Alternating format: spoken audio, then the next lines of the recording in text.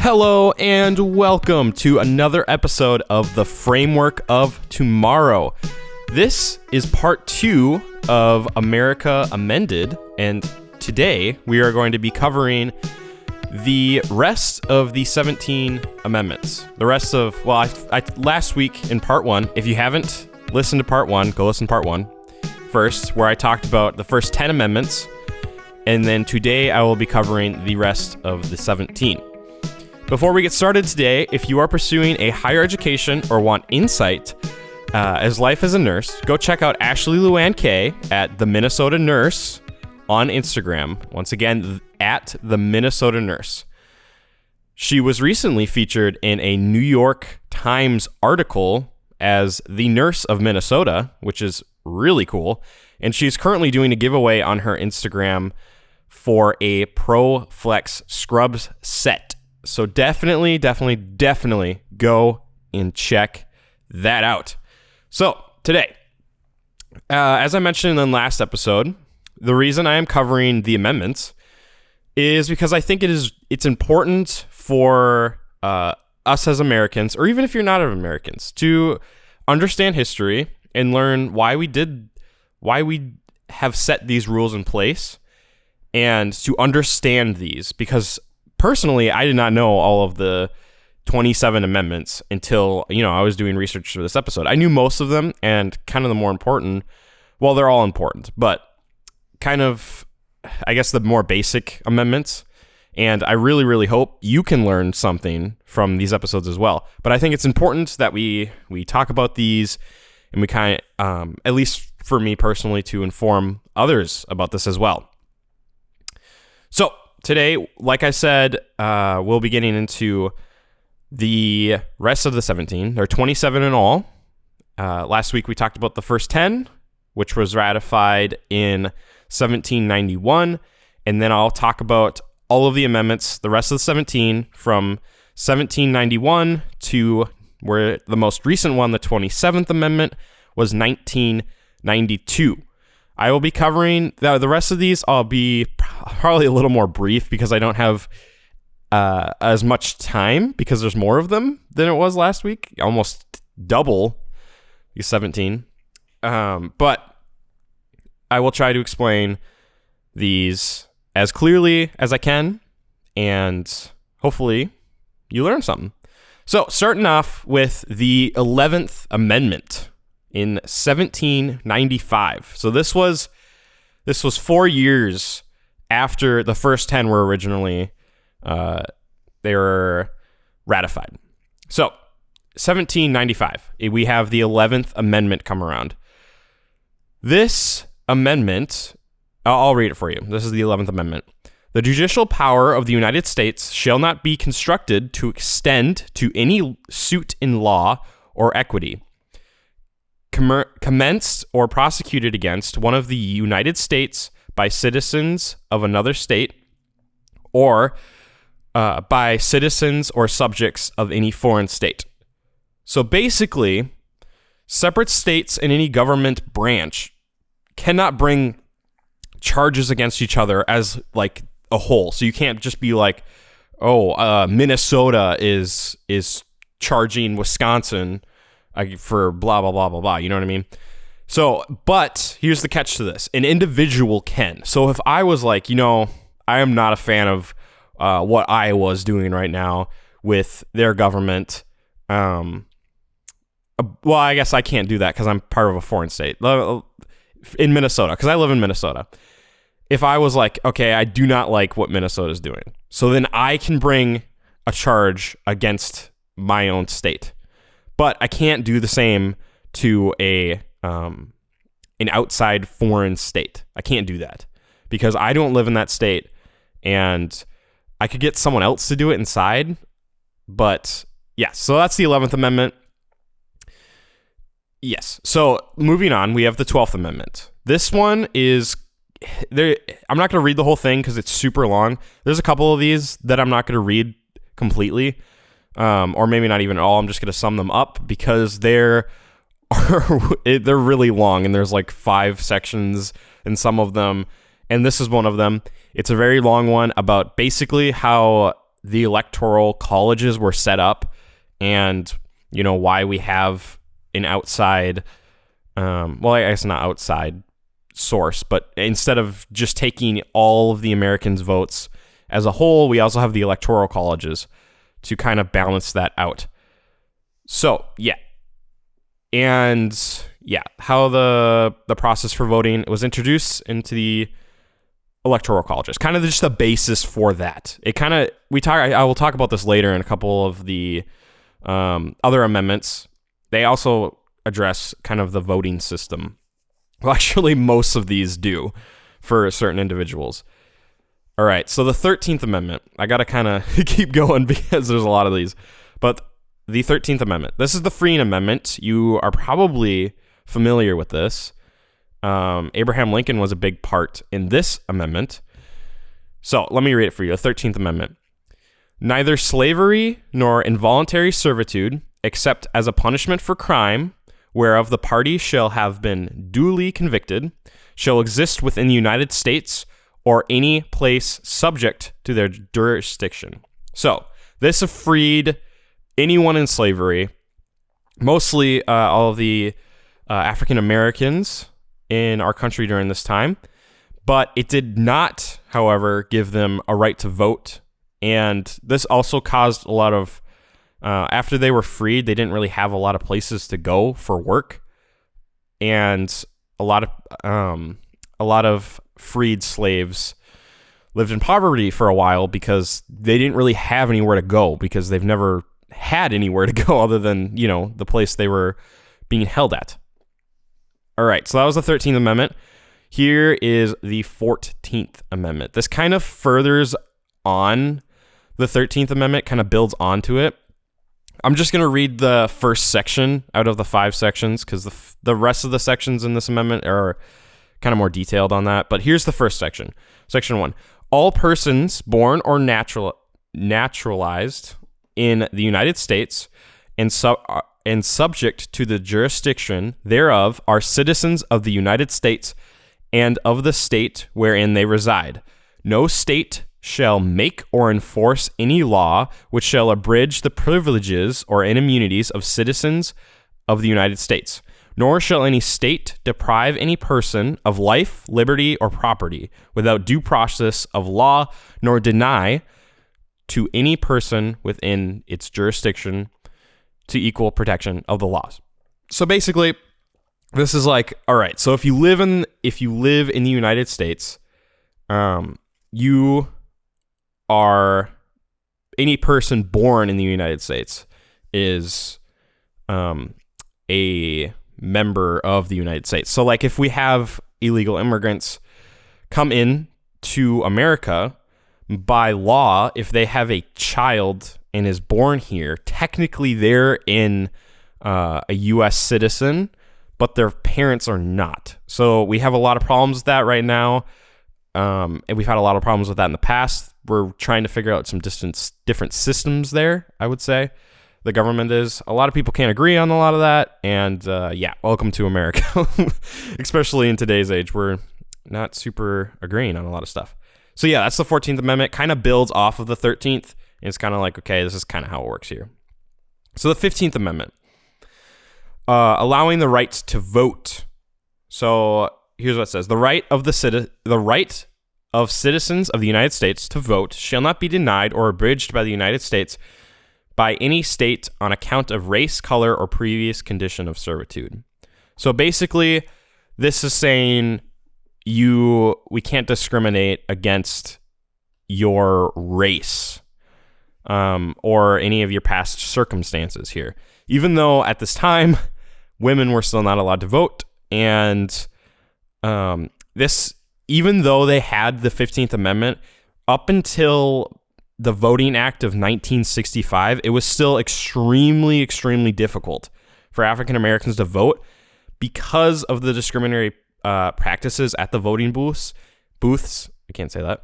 And there was a poll tax. So if you had to pay tax to go vote, basically. And that was hard for a lot of African Americans and anyone in poverty during this time. Because it's not, you don't have money. So why would you go and vote? You know, you got to have that for food, not for whoever the president's going to be, you know? So that was 15th Amendment. 16th Amendment is any income can be taxed. The Congress shall have power to lay and collect taxes on incomes from whatever source derived without apportionment, there it is, among the several states and without regard to any census or enumeration.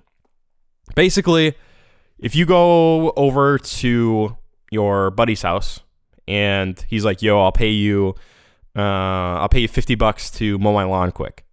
Technically, if the government gets like wind of that, they can be like, okay, I'm going to tax that because that is income.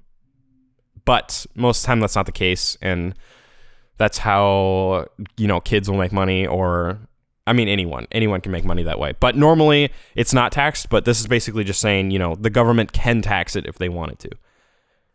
All right, so that was the 16th Amendment. 17th Amendment, how U.S. senators shall be elected. I'm just going to read the first half of this because it's long and boring, and I don't want you to be bored. That's what I don't want you to be. I just want to inform you on what these amendments are telling you. So the 17th Amendment, here it is. The Senate of the United States shall be composed of 2 senators from each state, elected by the people thereof for 6 years, and each senator shall have 1 vote. The electors, in each state shall have the qualifications requisite for electors of the most numerous branch of the state legislators. Oh my gosh, I can't pronounce words. I'm slightly dyslexic, so that happens. So basically, the 17th Amendment is just laying out, you know, how a U.S. senators shall be elected. That's just the first half of it, but that's basically the gist of the 17th Amendment. 18th Amendment. This is an interesting one, especially if you're familiar with something called Prohibition that happened in late 1910s. So it happened in like 1917. Yes, 1917 was the banning of alcohol transport. Because in America during this time, there was a lot of drunkenness among the population. So they decided to go ahead and just completely ban the alcohol transport. So here's what the 18th Amendment says. After 1 year from the ratification of this article, the manufacture, sale, or transportation of intoxicating liquors within the importation thereof into, or the exportation thereof from the United States and all territory subject to jurisdiction thereof for beverage purposes is hereby prohibited. Prohibited. Oh my gosh, I can't pronounce words. Anyway, basically, it's called the banning of alcohol transport, but it's also like the production of, the exportation of, the importing of. You basically just, alcohol is banned. No one can have it. Prohibition ended up lasting 13 years, and 3 amendments from now, I'll talk about the 21st Amendment, which has something to do with this because people were not happy about the 18th Amendment. It actually kept going on during this time, and I remember hearing about this from my history teacher. He said the milkman during this time, when they used to have, you know, a milkman come by and deliver your milk, some people set up like a system with him that they could get their alcohol from their like milkman. So like, I don't know, in their crate there'd be, it could just be like a bunch of bottles of alcohol. So yeah, people still got around it, and it wasn't, even though it was banned, people still find a way. That's how it is. All right, 19th Amendment, super important amendment, and also probably one of like the shortest amendments. So, 19th Amendment. The right of citizens of the United States to vote shall not be denied or abridged by the United States or by any state on account of sex. The women's vote. Basically, women can vote now because they couldn't before this. And it's probably the most simple and straightforward amendment, like I said. 20th Amendment. The dates to which a presidential term begins and ends. That's basically the gist of the 20th Amendment. It's like, okay, it's going to end on this day and it's going to start on this day. It's super long. It has 5 sections, but basically that's it. It just is all the super specific dates that a president will go in office and the people will meet and talk about, how that works. So, like I said, the 18th Amendment has something to do with the 21st Amendment. So the 21st Amendment is basically the overwriting of the 18th Amendment. So you can actually use an amendment to overwrite a previous amendment. I think I discussed this in my last episode that this happens. But so the 21st Amendment overwrites that. So they repealed the 18th Amendment by putting the 21st Amendment in place. Pretty simple. That means it was not illegal to transport or make alcohol in the United States. 22nd Amendment. We're flying here, which is good because I don't want to spend too much time on the specifics. I thought I was going to run out of time. I'm doing pretty good on time, though, I think. I don't know about you. I mean, you're the one listening. 22nd Amendment. Here we go. This was a super long amendment. A lot of these are extremely long, but summed up, it is the 22nd Amendment limits the presidential terms to 2 terms of 4-year terms each. So like one term is 4 years, which is why I'm sure you know this. But this was ratified in 1951, and the reason this happened is because they wanted to prevent tyranny from leaders in power. But before this, Roosevelt had served 4 terms. So kind of after that, they're like, okay, we don't need someone spending that much time in office. Like, that's a little too long. Because originally there wasn't a max to how long you could serve in office. Kind of crazy. All right, that was the 22nd Amendment. Here's the 23rd Amendment. This is also an extremely long amendment. And I apologize if you really wanted to hear these completely written out, but I just don't. There wouldn't be time in the episode to do that because it's so long. It's so very long. So the 23rd Amendment summed up. Washington, D.C. citizens choose who the electors will be in the electoral colleges. The reason this is because Washington, D.C. citizens are not considered part of a state. So they act as kind of an outside party as all of the states as a whole. So they're the ones who pick who gets to be in the electoral colleges. So if you're sitting at home and the election's coming on, you're like, who actually picks these people? Where do they come from? The Washington, D.C. citizens do, in case you were curious. And, all right, so the 24th Amendment. This one is on no more polling taxes. This was in 1964. So let me read it for you. The right of citizens of the United States to vote in any primary or other election for president or vice president for electors for president or vice president, holy cow, there's a lot of words in this, or for senator or representative in Congress shall not be denied or abridged by the United States or any state by reason of failure to pay any poll tax or other tax. So basically, this is like, if you're part of the United States, you shouldn't have to pay tax for your vote, because that was originally the problem. Like I said, when African Americans or any poor communities, but that was most of, like in this time period, it was a lot of African Americans who were affected by this because they needed money to pay for food and housing. They didn't have money to go and be like, okay, let me throw this amount of money so I can go vote. They're like, no, I need to throw this money so I can go get food and pay my rent. So yes, this is gone. If you voted, you're like, people just have to pay to vote? Yeah, you don't anymore because of the 24th Amendment in 1964. It's crazy how recent that was, though, because that's pretty recent. 1964, I mean, I guess it's 50. Oh, that's more than 50 years now. That's 56 years ago. Wow, that's a long time ago. Never mind. I guess it's not that long ago. It doesn't seem as long. But yes, 1964.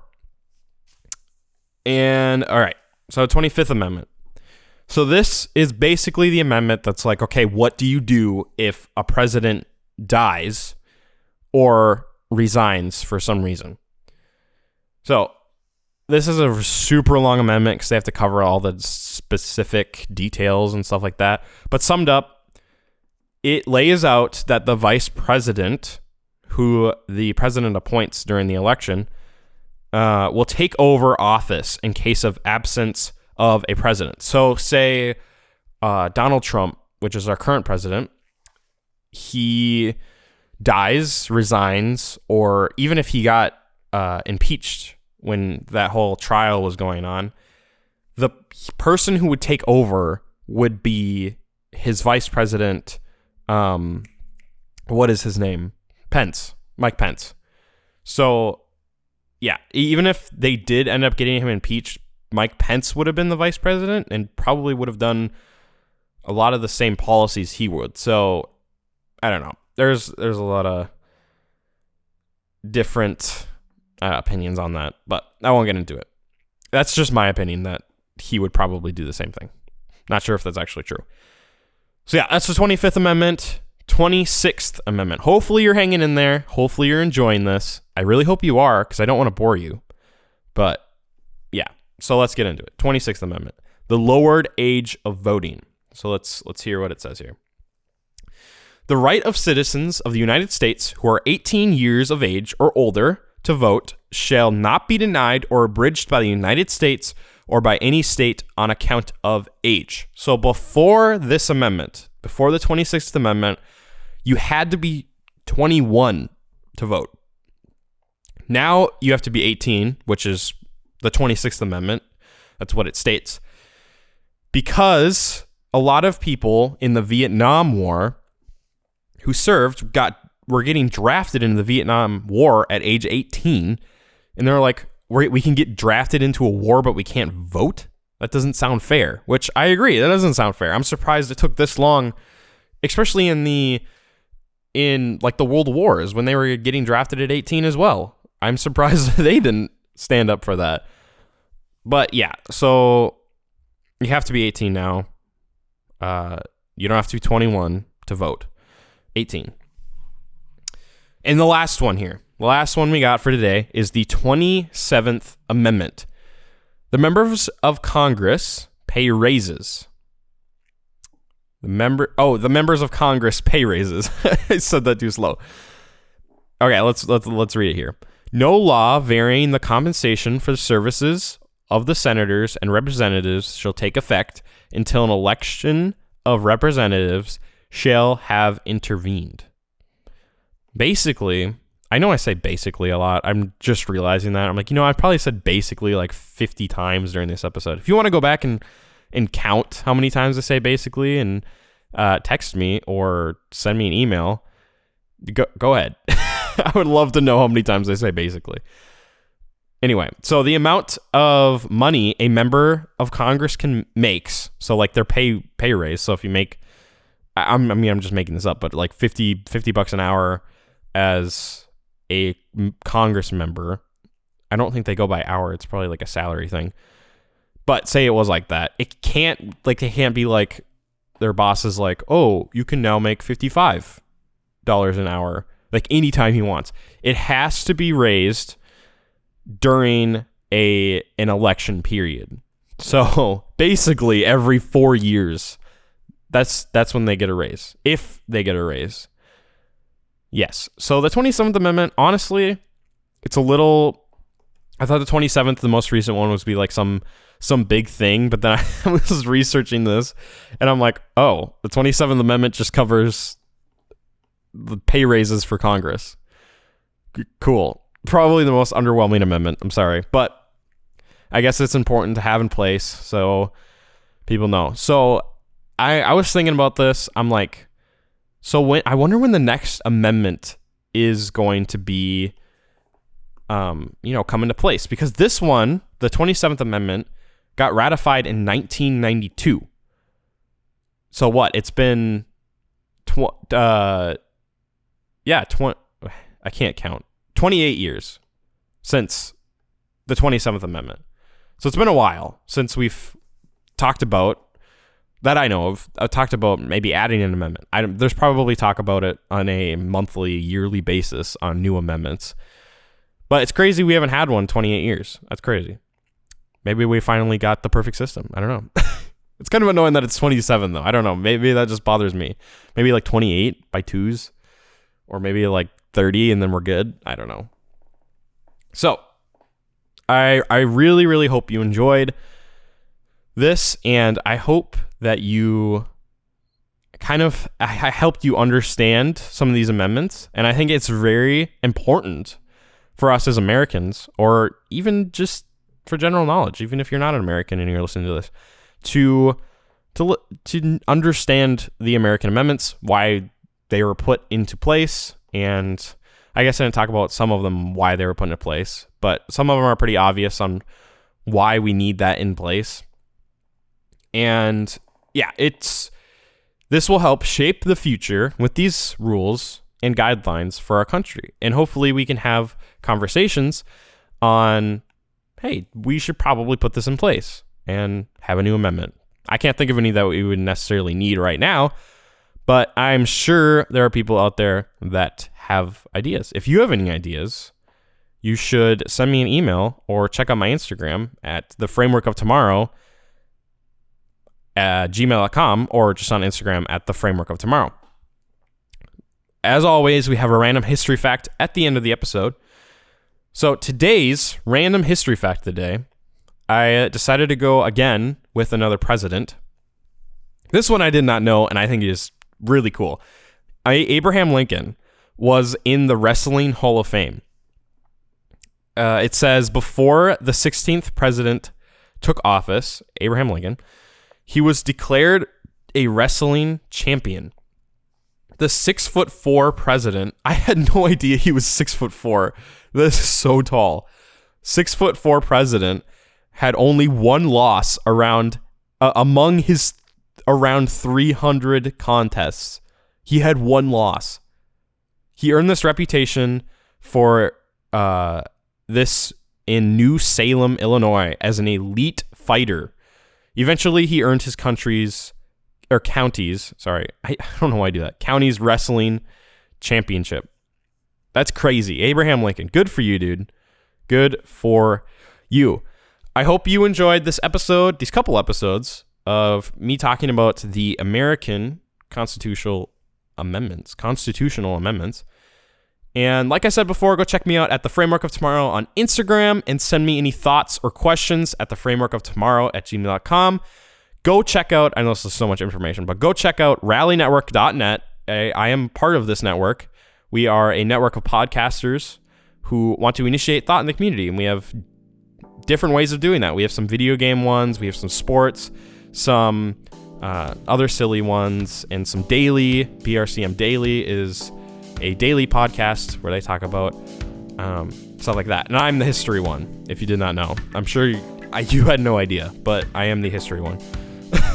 Make sure to rate me 5 stars on iTunes, and I will shout you out at the beginning of my episode. So far, I need someone to do that. So go and do that on iTunes. I upload every Monday at 5 a.m. And yeah, Go have a great rest of your day and tune in next week for another fantastic episode of The Framework of Tomorrow. Rally Podcasting Network. Your favorite podcast rallied into one place.